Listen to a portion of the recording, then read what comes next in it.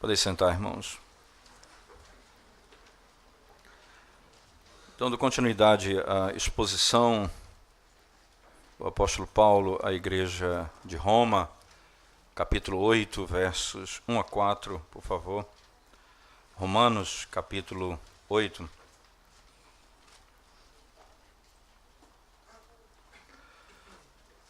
Especialmente versos de 1 a 4. Essa é uma sessão de muita riqueza, e o Dr. Wilborn esteve aqui conosco e pregou, se eu não me engano, 3 sermões nesse capítulo. Certamente nós precisaremos de um pouco mais para tentar abraçar toda a doutrina que está posta aqui nesse capítulo. Romanos, capítulo 8, versos 1 até o verso 4. Diz assim a palavra de Deus: Portanto, agora, nenhuma condenação há para os que estão em Cristo Jesus. E interessante, só para entendermos aqui, né?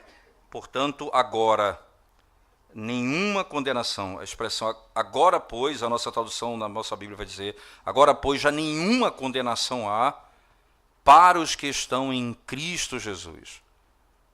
E aí vem a razão do porquê que não há mais condenação. Verso 2.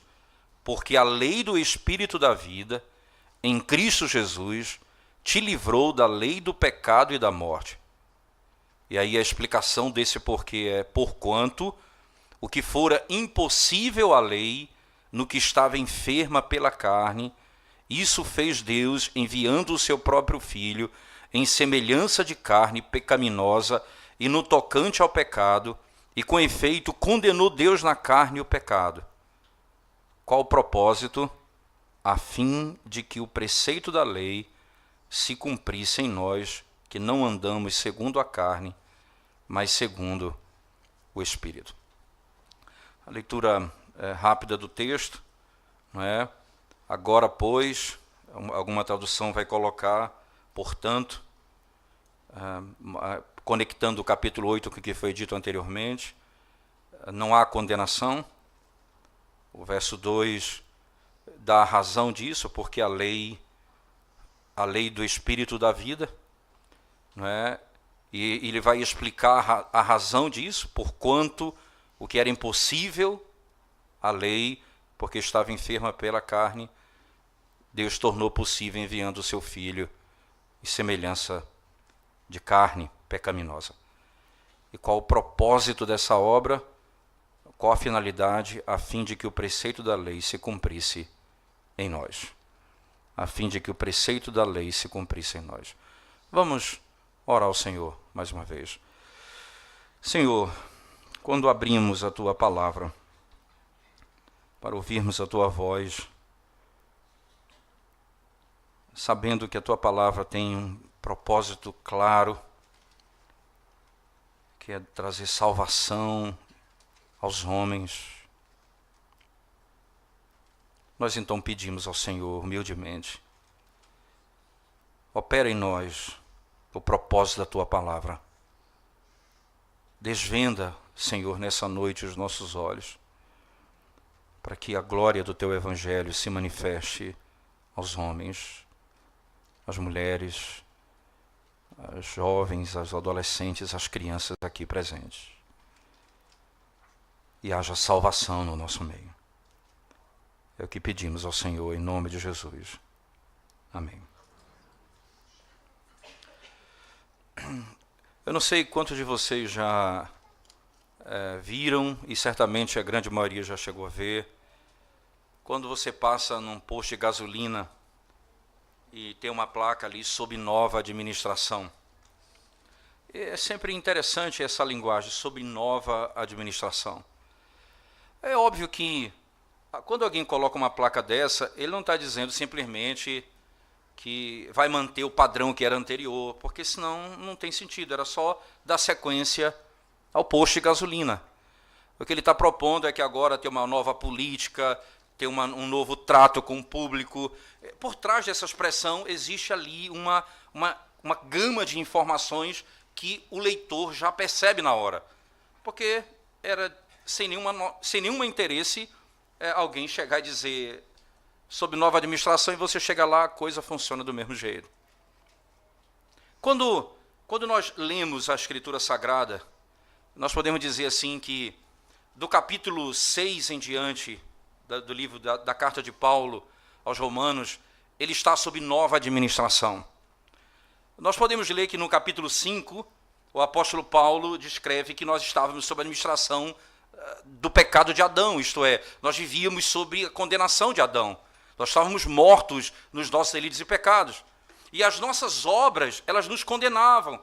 E a nossa melhor manifestação de justiça era trapo de imundície perante Deus. E nós vivíamos lutando para ser recebido por Ele e éramos expulsos da presença dEle. Mortos, andando segundo o nosso próprio caminho, fazendo a nossa própria vontade, andando segundo os principados e potestades, estávamos sob a administração da morte, de Adão, de Satanás e do pecado. Interessante que, posteriormente, na mesma carta, Paulo fala que ele nos deu vida. E essa é a linguagem interessante, ele nos deu vida. E essa linguagem da vida que é posta, quando ele usa lá no capítulo 6, andamos agora em novidade de vida, não é? Essa é uma linguagem tão interessante, porque agora a administração, o que governa a nossa vida, a influência sobre nossa vida, já não é mais da carne, já não é mais do mundo, agora é de Deus, é do Espírito que habita em nós. E como isso se deu? Não é?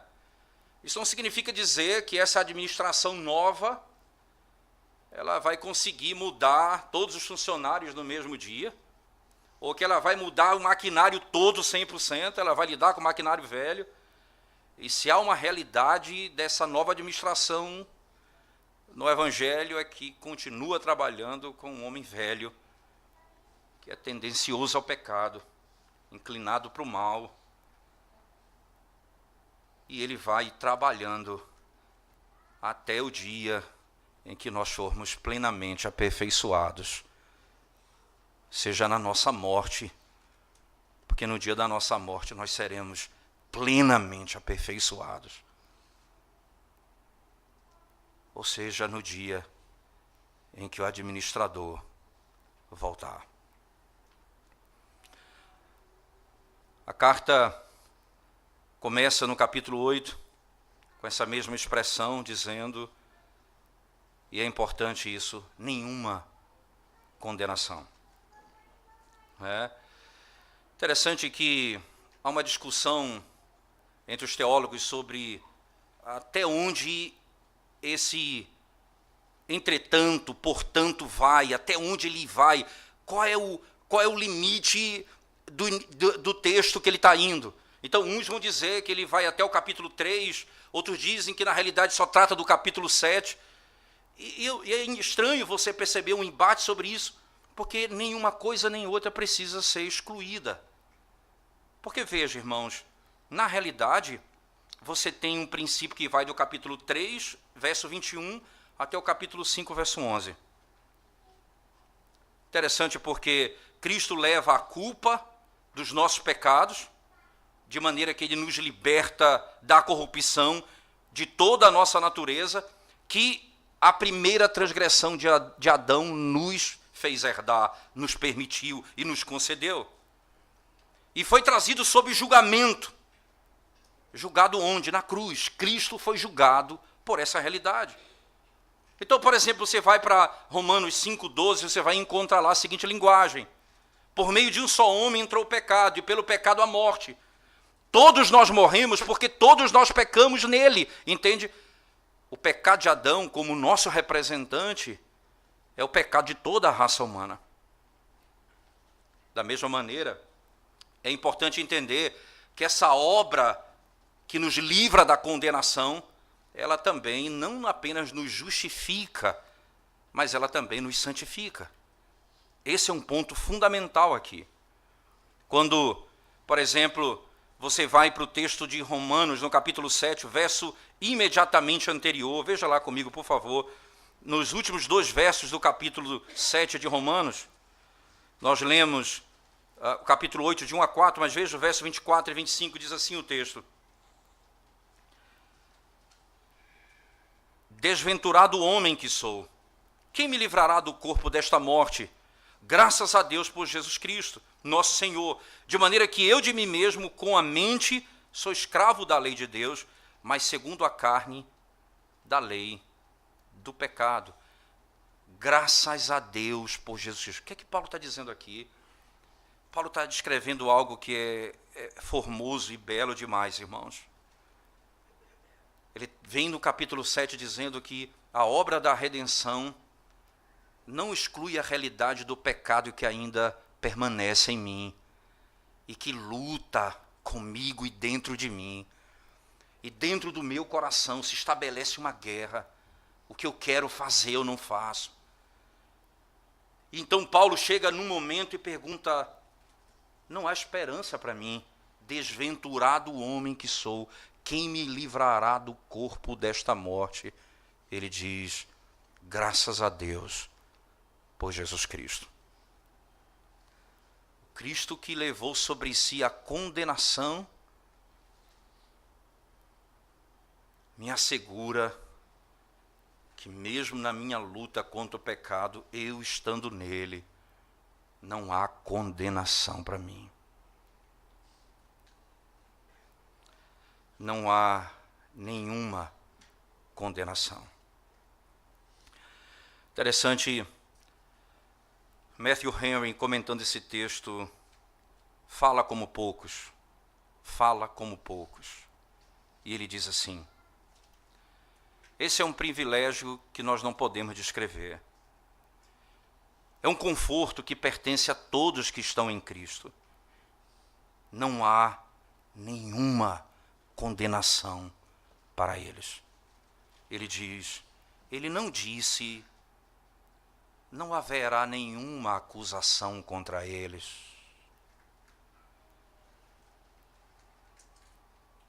Porque haverá. Ele continua, mas a acusação, ela é lançada fora. E a queixa é rasgada diante do acusador. Ele continua. Ele não diz também que nós não merecemos condenação, mesmo não tendo nenhuma condenação sobre nós. Ele não diz, nós chegamos num ponto que não merecemos condenação. Ele diz, porque sim, nós merecemos condenação. Nós vamos chorar por causa do nosso pecado, nós vamos clamar a Deus por causa do nosso pecado, nós vamos sofrer por causa do nosso pecado, nós vamos até nos deprimir por causa da culpa do nosso coração. Estará lá, mas não haverá acusação, porque ela foi tirada, e nem menos condenação. Estará lá o que eu mereço. Eu não posso esquecer. A condenação é uma marca, mas não há condenação. Ele continua. Porque Deus, irmãos, não permitirá que a nossa alma chegue à ruína.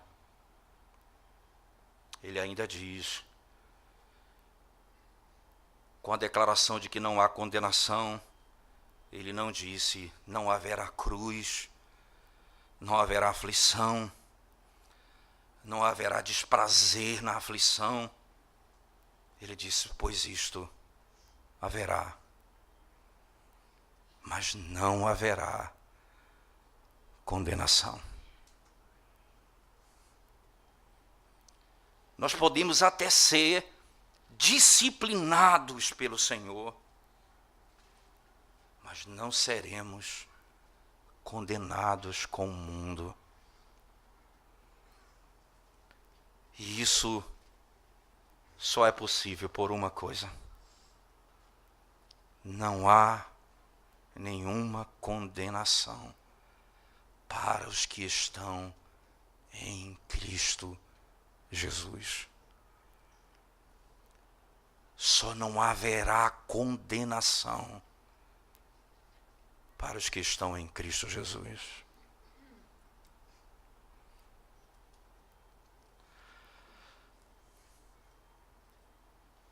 tive o privilégio de terça-feira, não lembro exatamente o dia, posso estar equivocado.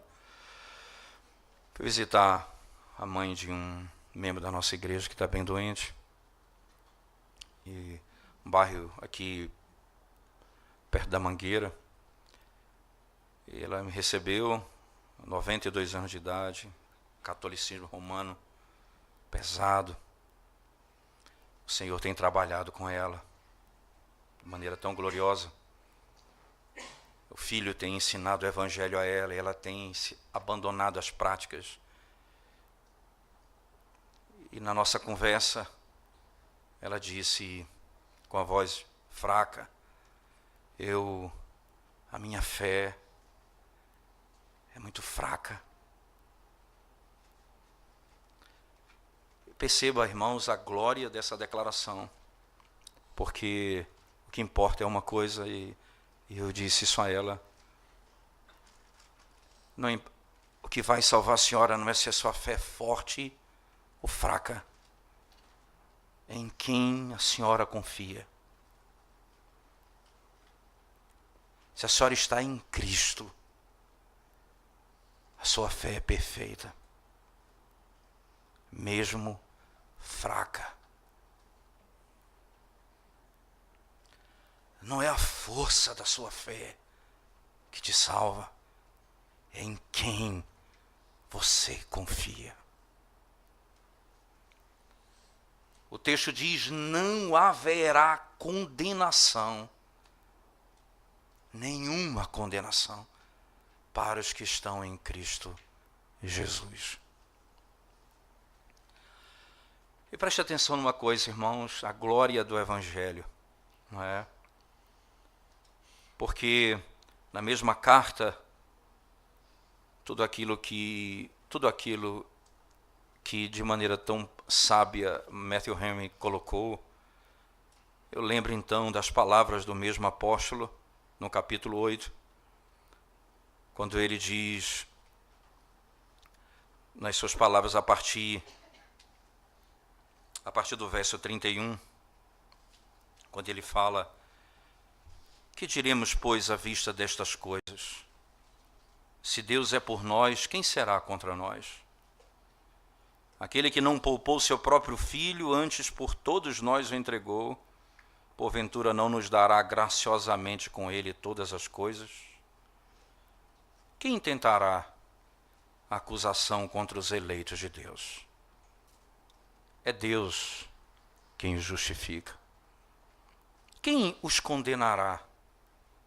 É Cristo Jesus quem morreu, ou antes quem ressuscitou, o qual está à direita de Deus e também intercede por nós. Quem nos separará do amor de Cristo? Será tribulação, ou angústia, ou perseguição, ou fome, ou nudez, ou perigo, ou espada? Como está escrito: por amor de ti, somos entregues à morte o dia todo. Fomos considerados como ovelhas para o matador. Em todas estas coisas, porém, somos mais que vencedores por meio daquele que nos amou. Porque eu estou bem certo de que nem a morte, nem a vida, nem os anjos, nem os principados, nem as coisas do presente, nem do porvir, nem os poderes, nem a altura, nem a profundidade, nem qualquer outra criatura poderá separar-nos do amor de Deus que está em Cristo Jesus, nosso Senhor. Você entende o peso do que Paulo diz no capítulo 8? Já não há nenhuma condenação para os que estão em Cristo Jesus. Nenhuma condenação. Ora, então, o apóstolo Paulo segue no seu argumento de maneira ainda mais gloriosa, irmãos, porque preste atenção nas suas próprias palavras, não é? Quando ele vai mostrar aqui como é que eu posso não ser condenado por meio da minha união com Cristo, estando eu unido a Cristo, por meio da fé. Lembre-se das palavras de Paulo no capítulo 5 da carta aos Romanos, verso 1. Justificados, pois, mediante a fé. E tudo isso é dom de Deus, tudo isso é bondade de Deus. E vocês lembram do texto do Antigo Testamento, de alguns textos na lei de Moisés que tratam acerca das cidades refúgio? Quando aquelas pessoas cometiam algum tipo de crime que não era com o propósito de matar, alguém morria, mas a intenção não era matar, ele então corria para a cidade refúgio até ser julgado, e lá ele era protegido. O que Paulo descreve aqui é: Jesus Cristo é a nossa cidade refúgio. Então, lá nele nós somos protegidos do vingador de sangue. Quando quando Deus envia o vingador de sangue para matar os primogênitos do Egito, só havia uma maneira de não condená-los: se o sangue do cordeiro estivesse nos umbrais da porta. Ele é o nosso advogado. Ele arranca o seu povo da condenação. Não haverá condenação contra eles. Porque a obediência de Cristo à lei é a nossa salvação. Em Cristo, Deus não apenas não nos condenará, mas Ele terá prazer em nós. Não é simplesmente que Ele vai dizer: você não é condenado. Vocês são as meninas, você é a menina dos seus olhos. Ele tem prazer no seu povo. No Evangelho de Mateus, capítulo 17, verso 5. Veja o que diz a Escritura Sagrada, por favor. Mateus, capítulo 17, verso 5. Diz assim o texto sagrado: estando ele ainda a falar, eis que uma nuvem luminosa os cobriu, e da nuvem saiu uma voz que dizia: este é meu filho amado, em quem eu tenho prazer. É nele que eu tenho prazer. Lembre-se, irmãos, é nele que nós não somos condenados. É nele que nós estamos debaixo do prazer de Deus. Se nós não somos condenados nele, nós estamos debaixo do prazer também nele. E é esse caráter, é essa realidade: aqueles que estão em Cristo, esses são os que são livres da condenação. Com toda a certeza, que não andam segundo a carne, mas segundo o Espírito. Que diz o verso 2. O que é exatamente isso, irmãos? Aqui o grande ponto é, perceba que a grande ênfase que é dada no seu caminhar, que não andam. Não é um ato particular qualquer, mas é do curso, do caminho. A grande questão aqui é simples. Qual é o princípio do caminhar? É a carne ou é o Espírito? Qual é o princípio do nosso andar? É a carne ou é o Espírito? A velha natureza ou a nova natureza? Corrupção ou graça? Qual desses dois? Por qual desses nós somos governados? Essa é uma verdade extraordinária, irmãos, porque os versos que se seguem nos ajudam a entendê-la melhor. Como nós chegamos a ter esse privilégio de não sermos e não estarmos debaixo de condenação? Como é que eu chego a isso? Qual é a razão, qual o fundamento para isso? Qual a razão para que eu possa dizer: eu não estou debaixo de nenhuma condenação? E qual a razão que eu tenho acerca do privilégio da santificação? Como é que eu posso andar no Espírito e não segundo a carne? Como e qual a razão disso? E aí ele vai dizer no verso 3, a lei não podia fazer isso. A lei não podia me justificar e a lei não podia me santificar. Nem a lei poderia me livrar da culpa, nem mesmo do poder do pecado. E a lei não prometia nem perdão, nem graça. A lei diz: anda de acordo com a lei e vive. Se você não andar, você morre. A lei não promete graça. A lei não promete perdão. A lei é fria. Ela executa a sua ordem. A lei não poderia nos fazer perfeitos, não porque ela fosse fraca, no sentido de imperfeita, porque ela era perfeita, mas só por uma razão, pelo fato da fraqueza da nossa carne, porque estávamos mortos nos nossos pecados. Veja, no verso 3, as palavras do apóstolo Paulo, o que é que ele diz? Ora, porquanto que for impossível a lei, no que estava enferma pela carne. Entenda, ela estava enferma pela carne. Era impossível a ela, tendo em vista que nós estávamos mortos nos nossos delitos e pecados. Ela não poderia ser cumprida em nós, tendo em vista que nós somos pecadores, não haveria esperança fora dela. Nós somos incapazes, então, de cumprir a lei, e aí seria uma grande falha. Por quê, irmãos? A lei, ela permanece no princípio do pacto das obras. Qual é o princípio do pacto das obras?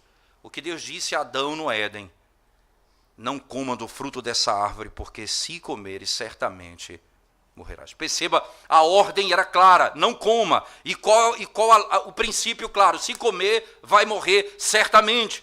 Logo, a lei não faz provisão outra, a não ser, ela foi quebrada, você está morto. Interessante, agora não há mais força em nós. Não há mais condição em nós para cumprirmos a lei, porque no pacto de obras não há provisão deixada para nós socorrermos. O que é que acontece agora? Não adianta, a ferida era muito grande, e o curativo que foi colocado pela lei era muito pequeno. O cobertor que deram para cobrir era muito curto. Quando você cobria os pés, descobria a cabeça. Quando cobria a cabeça, descobria os pés. Não havia condições. Nunca poderia fazer. E é por isso que no verso 2 ele diz: a lei do Espírito da vida em Cristo Jesus fez isso. É interessante, perceba que no mesmo verso ele diz assim, no verso 3 ele vai dizer: porquanto o que for impossível à lei. Agora veja o verso 2: porque a lei do Espírito da vida em Cristo Jesus te livrou da lei do pecado e da morte. Porque o que era impossível à lei, no que estava enferma pela carne, isso fez Deus enviando o seu próprio Filho em semelhança de carne. Veja que o jogo é interessante de palavras do verso 2 e 3. Porque a lei do Espírito da vida em Cristo Jesus te livrou da lei do pecado e da morte. Por quê? Porque o que for impossível à lei, a lei pela lei, a lei teve que ser manifestada por meio da obediência de Cristo para que eu pudesse ter vida, tendo em vista que por ela só eu não poderia cumpri-la perfeitamente e eu estava condenado. Foi necessário, então, o Espírito, como diz o texto, a lei do Espírito da vida em Cristo Jesus. Interessante porque o princípio é a lei continua sendo necessária e ela tem de ser obedecida perfeitamente, não há como fugir disso. O pacto da graça, que foi feito com Cristo, ele é aquele que vai ser onde vai estar o tesouro de toda a graça nele. E por meio desse pacto da graça nós recebemos o perdão e uma nova natureza. E nós somos livres da lei do pecado e da morte. Isto é, da culpa e do poder do pecado, do curso da lei, do domínio da carne. Não haverá mais sobre nós. Nós estamos agora debaixo de um outro pacto, isto é, estamos agora debaixo de uma outra administração, outro mestre, outro marido. Nós estamos agora na lei do Espírito. Veja a linguagem, a lei do Espírito, a lei que dá o Espírito, a vida espiritual, aquele que nos concede vida espiritual e eterna. O fundamento dessa liberdade é colocada sobre Cristo tão somente. Somente sobre Cristo. Porque é o que diz o verso 3. Deus enviou o seu próprio Filho, ele diz. Deus enviou o seu próprio Filho. Quando a lei falhou, Deus proveu um outro método. Cristo veio para fazer aquilo que a lei não podia fazer. A imagem é mais ou menos assim. Moisés trouxe o povo até a terra, a entrada da terra prometida. A lei trouxe o povo até a entrada de Canaã, mas ela não podia fazê-los entrar na terra de Canaã. Por isso Deus envia Josué, aquele que vai conduzi-los à terra de Canaã. A lei não podia salvá-los. Os filhos de Israel foram conduzidos à terra por meio de Jesus, Josué, aquele que é um tipo de Cristo. Não tem exposição melhor do que essa, do que aquela que está lá em Hebreus 10. Hebreus 10, você abra sua Bíblia comigo, por favor. Verso 1 a 10, preste atenção na leitura desse texto, como é que o autor da carta aos Hebreus descreve. Hebreus capítulo 10, a partir do verso 1. Ele diz assim: Ora, visto que a lei tem sombra de bens vindouros, não a imagem real das coisas, nunca jamais pode tornar perfeitos os ofertantes com os mesmos sacrifícios que ano após ano perpetuamente eles oferecem. De outra sorte, não teriam cessado de ser oferecidos, porquanto os que prestam culto, tendo sido purificados uma vez por todas, não mais teriam consciência de pecados. Entretanto, nesses sacrifícios faz recordação de pecados todos os anos, porque é impossível que o sangue de touros e de bodes remova pecados. Por isso, ao entrar no mundo, diz: sacrifício e oferta não quiseste, antes um corpo me formaste. Não te deleitaste com holocaustos e ofertas pelo pecado. Então eu disse: eis, aqui estou, no rolo do livro está escrito a meu respeito, para fazer, ó Deus, a tua vontade. Depois de dizer, como acima, sacrifícios e ofertas não quiseste, nem holocaustos e oblações pelo pecado, nem com isso te deleitaste, coisas que se oferecem segundo a lei, então acrescentou: eis, aqui estou, para fazer, ó Deus, a tua vontade. Remove o primeiro para estabelecer o segundo. Nessa vontade é que temos sido santificados, mediante a oferta do corpo de Jesus Cristo, uma vez por todas. Perceba, irmãos, e veja como é interessante, a lei ordena o sacrifício, e o sacrifício não podia redimi-los. Então, Jesus diz o seguinte: ora, Senhor, obediência tu queres, e eis-me aqui, eu vim obedecer. Obediência ordenaste. E ele vem e obedecer. E ele morre como sacrifício. E a sua morte perdoa o meu pecado. E a sua obediência me declara justo. A sua obediência me declara justo. Em outras palavras, a nossa situação agora em Cristo é superior à de Adão, que poderia cair no estado que se encontrava. Nós não temos apenas o nosso pecado perdoado, nós fomos declarados justos. E aí ele diz: por uma só oferta, ele nos aperfeiçoou para sempre. A lei requer perfeição, e requer sacrifício, diário sacrifício. E Cristo, uma vez por todas, fez aquilo que a lei não podia fazer. Não havia para ela.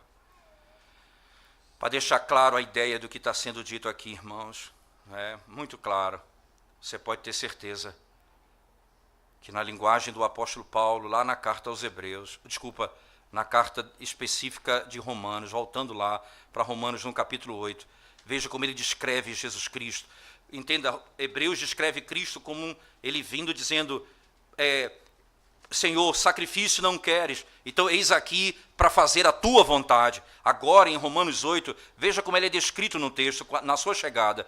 Romanos no capítulo 8, no verso 3, ele diz, porquanto o que for impossível à lei no que estava enferma pela carne, isso fez Deus enviando o seu próprio Filho, em semelhança de carne pecaminosa e no tocante ao pecado, e com efeito condenou Deus na carne o pecado. Ele enviou o seu próprio Filho em semelhança de carne pecaminosa. Como é que ele envia o seu Filho em semelhança de carne pecaminosa? Essa é uma linguagem importante, porque nosso catecismo diz bem claro isso, irmãos. O primeiro pecado de Adão, a primeira transgressão de Adão trouxe para o homem pecado e miséria. O que nós herdamos é pecado e miséria. Jesus Cristo, assumindo a forma humana, entende? Ele não assume, ele não recebe a natureza caída de Adão, o pecado, mas a miséria, onde ele vai sofrer, ele vai padecer, mas ele nunca vai pecar. É o que a carta aos Hebreus vai dizer, por exemplo. Nós precisávamos de um sumo sacerdote que fosse separado dos pecadores. E então, quando ele vem, ele é nascido de mulher, ele é homem verdadeiro, mas ele não tem a imputação do pecado de Adão sobre ele. Em outras palavras, ele não recebe a natureza, ele não herda o pecado de Adão, porque se ele nascesse como eu e você, ele não poderia me salvar, porque eu e você não podemos salvar a nós mesmos, porque nascemos mortos nos nossos pecados. Por isso que ele precisava ser vindo do céu, isto é, ele é filho de Deus e filho de Maria, como a Escritura muito bem declara. Ora, então, Deus enviando o seu próprio Filho, preste atenção na linguagem de Paulo, Deus envia o seu próprio Filho, o Pai envia o seu próprio Filho, em semelhança de carne pecaminosa, no tocante ao pecado, e com efeito condenou Deus na carne o pecado. Ele condenou o pecado na carne. Interessante porque Cristo foi o sacrifício. Ele foi enviado para ser o sacrifício. O que foi feito por ele, irmãos, por nós, é que ele foi condenado. E o pecado foi condenado nele. É por isso que Paulo diz, o pecado foi condenado na carne. Então a condenação do pecado caiu sobre ele. Por isso, o que o pecado exige, a condenação que o pecado traz, não está mais sobre mim, porque caiu sobre ele. Por isso, nenhuma condenação está sobre aqueles que estão em Cristo Jesus.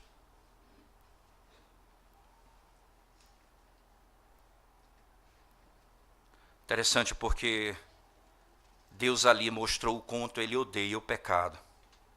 E não apenas isso, mas também quando ele condena Cristo, ele destrói aquilo que o pecado trouxe sobre a humanidade e o poder dele é quebrado. É por isso que aqueles que estão em Cristo agora são novas criaturas. Você entende? É por isso que lá em Romanos 12, e muitas vezes as pessoas interpretam mal, acredito eu, quando diz assim, irmãos, eu rogo pelas misericórdias de Deus que apresenteis os vossos corpos como sacrifício vivo.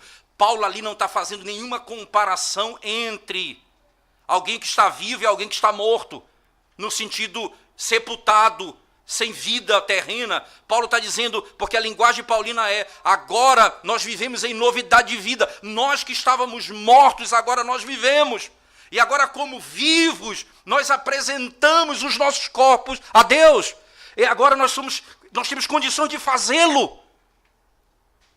E aí é por isso que mesmo o capítulo 12 fala dos dons que é dado à igreja. Porque ali o Senhor vai levantar um reino de sacerdotes. Aí os que vão pregar a palavra, um reino de profetas. É o que está lá em Romanos 12. Então o Senhor levantará aquilo que era do Antigo Testamento, rei, sacerdote e profeta. E eles vão governar a igreja, eles vão pregar a igreja. E eles vão curar a ferida da igreja por meio do evangelho. Você entende? Agora, ele foi ferido na carne, ele foi condenado na carne. O pecado foi condenado em Cristo. E eu não estou mais sob juízo, porque o meu Senhor recebeu o juízo que era meu.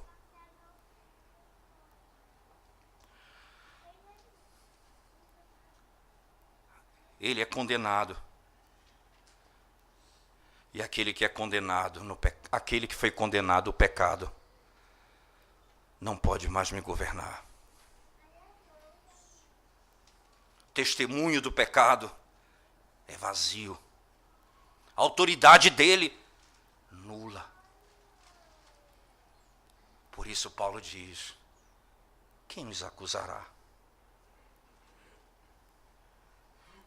Quem nos acusará? É nulo. Em Cristo e por Cristo, o pecado é condenado. Embora o pecado ainda esteja em mim, está em mim. É o que Paulo diz em Romanos 7, ele continua lutando em mim.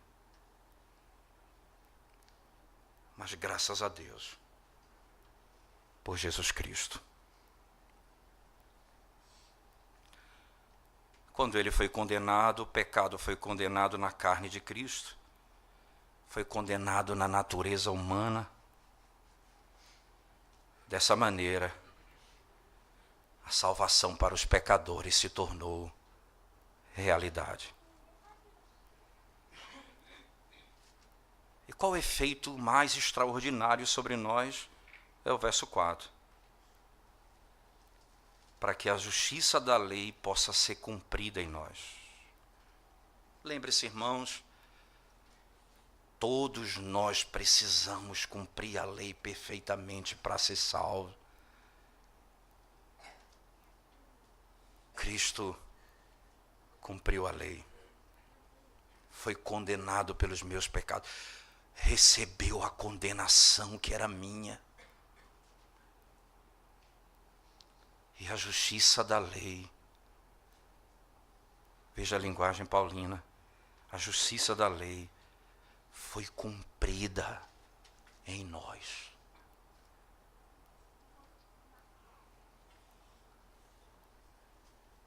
Você sabe o que vai acontecer com você, irmão? Que luta contra o seu pecado e que você quer usar isso como uma identidade para a sua vida, acha que a sua fraqueza é sua identidade.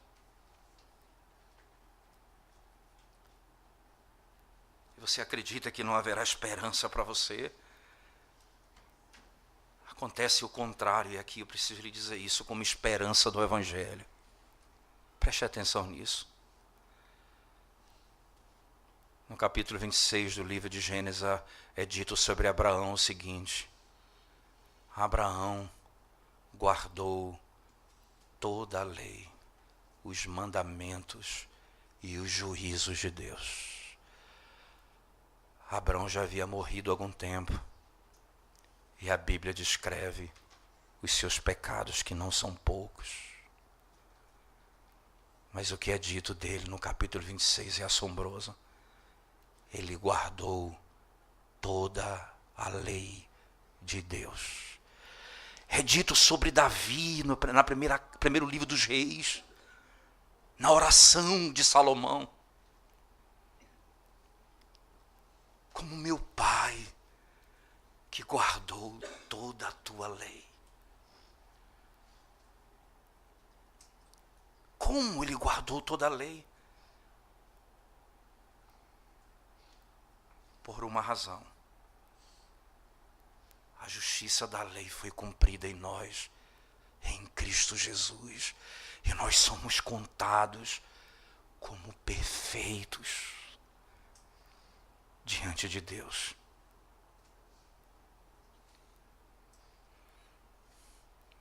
Não há nenhuma condenação para os que estão em Cristo Jesus.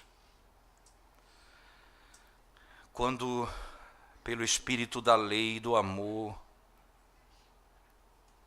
essa lei é escrita no nosso coração. É por isso que lei e amor estão imbricados, não se separam. Por que estão imbricados? João vai dizer: aquele que me ama guarda os meus mandamentos. Senhor, resuma a lei, ele diz: amarás ao Senhor teu Deus e ao teu próximo. Lei e amor. Perceba, o amor é o cumprimento da lei. O amor é o cumprimento da lei. Embora a justiça da lei não tenha sido cumprida por nós, entretanto, bendito seja Deus, ela é cumprida em nós. Ela não foi por nós, mas ela é em nós.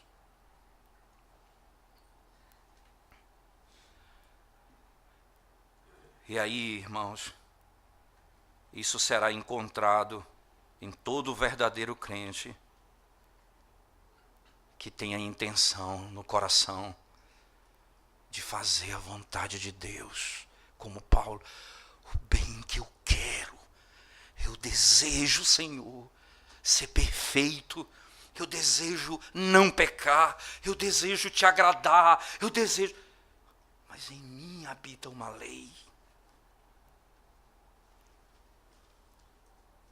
Não há condenação para os que estão em Cristo Jesus. Que privilégio, irmãos. Que privilégio. Os que estão em Cristo, a justiça da lei se cumpriu nele, em nós, porque se cumpriu em Cristo, por Cristo. Melhor dizendo, por Cristo, então foi cumprido em nós. É por isso que Cristo diz: se eu não for, o Espírito não virá. É necessário que eu vá. Por quê? Porque o que eu fiz por vocês será então feito em vocês, pelo Espírito que habita em vós.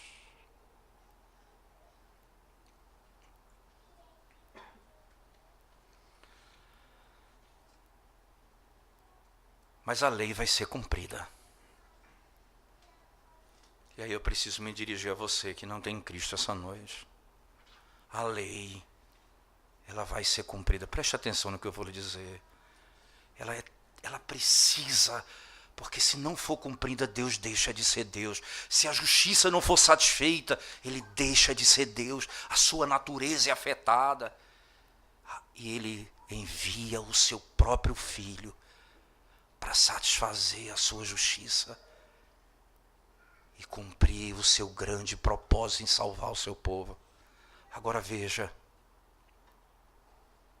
se você está fora de Cristo, ele vai cumprir a lei.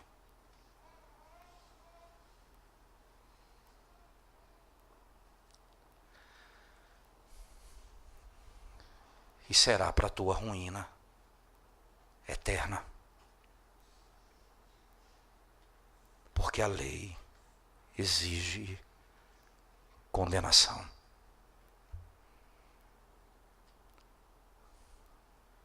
Para os que estão em Cristo, ele foi condenado por nós. Para os que estão sem Cristo, você será o seu próprio sacrifício. Você será o seu próprio sacrifício. E Deus não receberá o seu sacrifício, porque você está morto. E a lei exige perfeição.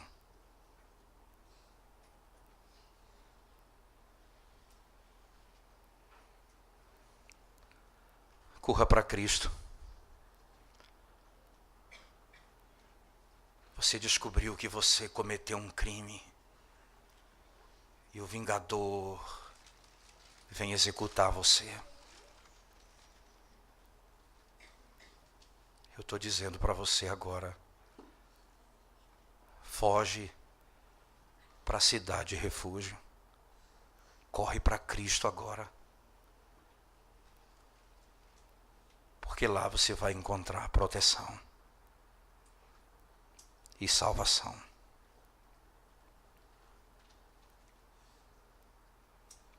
Mas que bênção, irmão, você que está em Cristo.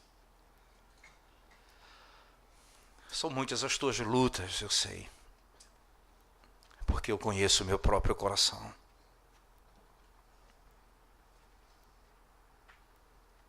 E é libertador saber que a lei de Deus, agora, nós estamos agora livres, porque ela não pode mais nos condenar como pacto de obras, porque Cristo já cumpriu em nosso lugar. Mas nós provaremos a disciplina do Senhor, mas nunca a condenação. Provaremos a aflição vinda da parte do Senhor, mas nunca a condenação. Nunca a condenação. Privilégio que só os que estão em Cristo podem alcançar. Fora dele, nenhum outro pode obter.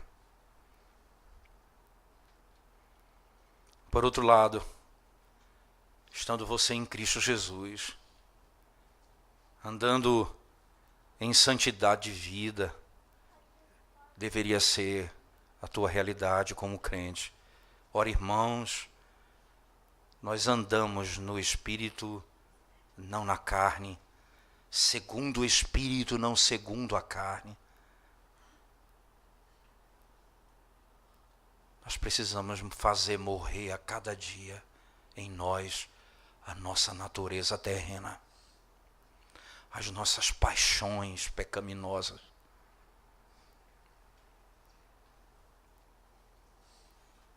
Para parecermos mais com o Senhor. Eu encerro dizendo, ao primeiro grupo que me referi no início, aos que estão sem Cristo,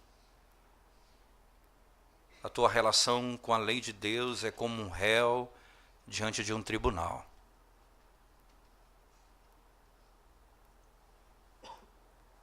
Você precisa conhecer Deus como teu Salvador hoje. Para você, o segundo grupo que está em Cristo, a tua relação com a lei é como um marido e a esposa. quando você não faz o que o marido não faz o que deve fazer, ele não quebrou a lei para ser condenado. Ele deveria amar mais a sua esposa. Ele deveria demonstrar mais amor por ela. E por amá-la, ele deveria agradá-la, servi-la.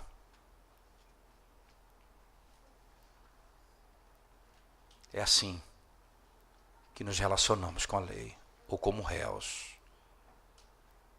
ou como marido e esposa. Curvemos a nossa cabeça diante do Senhor mais uma vez, irmãos. Senhor, nós te damos graças por tua palavra e por tão grande privilégio e oportunidade de refletirmos sobre a glória poderosa, libertadora do teu Evangelho.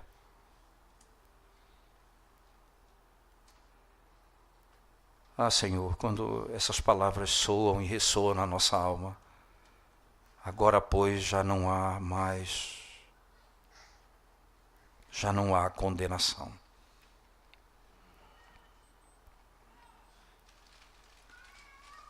Faz ouvir a tua voz nessa noite, pelo amor do teu nome, redimindo os homens do pecado e santificando a tua igreja, para que ande em conformidade com teu Evangelho. É o que nós te pedimos, Senhor, em nome de Jesus. Amém.